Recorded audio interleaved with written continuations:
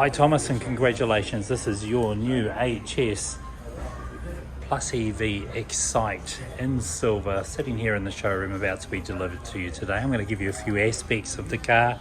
It's going to come with 2 keys, nice and simple.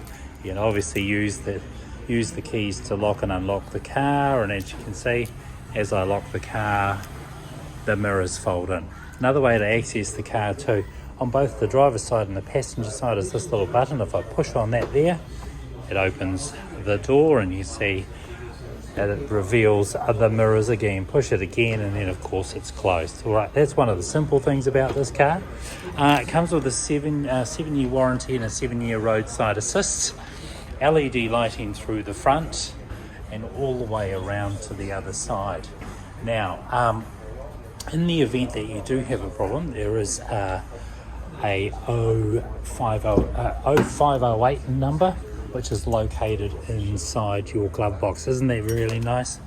As far as design goes, they've incorporated in this red exposed stitching all the way through the car. Very nice finish, very European in styling, and of course these seats are really comfortable. I'm going to continue on before I come back to here. I'm going to get up to one of the main pieces of the car, and that's where this electric plug goes. So of course inside here is your type 2 plug. You can get a type 2 cable, so that's type 2 plug to type 2 plug for you if you are moving around and you do need a charge. Remember, this is a hybrid, so it's half and half. You've got both petrol and electric, and the electric will get you up to 60 k's at any one time in pure electric. Other than that, it is managing itself as it drives along and uses and utilizes the electric, and it will charge also whilst you're driving, and that happens through deceleration and braking. And of course, to get through to that charger is in the boot of the car, so there's nice space in here. And of course you can hide everything away with a retractable cover. Underneath this you will find that there is your charger for home, so 3-pin plug for the type 2 head, and again that comes with the car. If you want a type 2 to type 2 charger, you have to purchase that. Inflation kit for your tyres, a triangle for it to be seen at night, and then that's the battery that may come on occasionally. It operates the basic things in the car, not the momentum of the vehicle. Okay, now I've shut that down. Then on this side here is my petrol flap. To release that is just underneath the driver's side steering wheel, and I'll show you where that is in a second. Plenty of room back here, and of course if you want to release the rear seats you can do that and then get way more space than you've originally started with. Isofix for if you've got some young children or infants, and then of course in the middle there's plenty of room in here for things such as storing some items, and your passengers get some drinks. There's a couple of charging ports down the bottom down there, and ample room in the back of the car. We'll jump into the passenger side, and immediately you'll see the infotainment system. I'll just turn the sound system down here, and I can do that from here. And then I can also do it from the steering wheel up here. I'll turn that right down. Right, let's have a look. So ample room in the doors. We've got plenty of room inside the glove box, and inside here you'll find all of your instructions in your manual and for you and your service information. Of course, into the middle there we've got our console. This is our driving stick, and then underneath here some more charging ports. I'll go around to the driver's side and we'll have a little look through there. Now the nice thing about these cars is it's becoming very, very popular to buy something. We're a very transient type country with it's like a footprint in the ocean, so people tend to move a lot around. Electric seats on the driver's side. Just inside here, a little pocket so you can store things like change. Up and down, rolling that through for your headlights. Your start-stop buttons on this side, and then of course your wiper blades on the right-hand side also. First thing I see as I open the door is your windows are up and down. You've got your fold away mirrors here, left and right, and all I do is when I illuminate that and move it up and down, I can do that also. Illuminate it again. Locking system here, and of course these wonderful looking vents, very retro styling for a European car. So now I'm inside. I'm going to also look around. On the right here is my indicators that come on for both sides of the car, left and right. In the event that you're driving along and someone happens to be pulling up beside you, and we get a lot of these electric scooters and stuff like that, so the sensors will pop up and they'll start indicating to you that there's something around you. So that's a sensor. Now I'm in the car. First thing we want to do is set up your phone. Now we've got Android Auto and Apple CarPlay in here, and the way you attach that is through a cable into here, and then of course all your favorite apps will come up on the screen.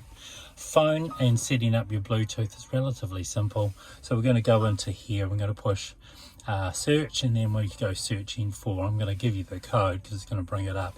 When you search, it's going to go MGBT46A8.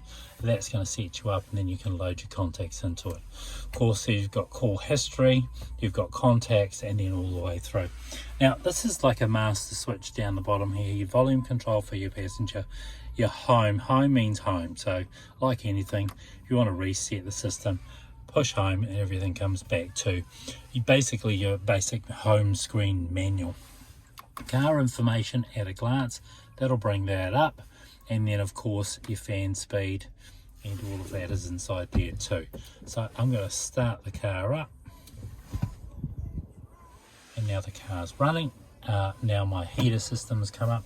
Now I can scroll through there and scroll down and scroll up if I need to, and then of course appropriately the engine will start if it requires it to run the heating system throughout the car. You've got heated seats, so it's either hot or it's not. It's relatively simple.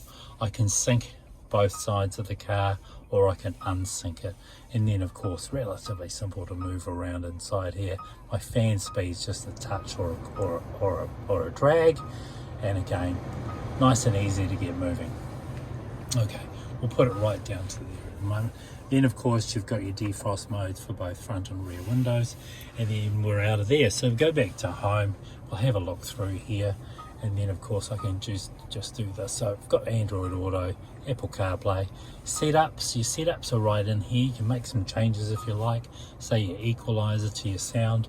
It's got preset options, so things such as jazz, custom, pop, classic, rock, you name it, it's got it inside there. Sound stage is basically just moving it around the car. If I want to move it over to the middle a little bit more, I can do that also.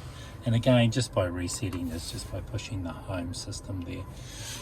Right, well, here we get into the good stuff. This is where we can alter the steering wheel up and down. Doesn't go in and out, it just goes up and down.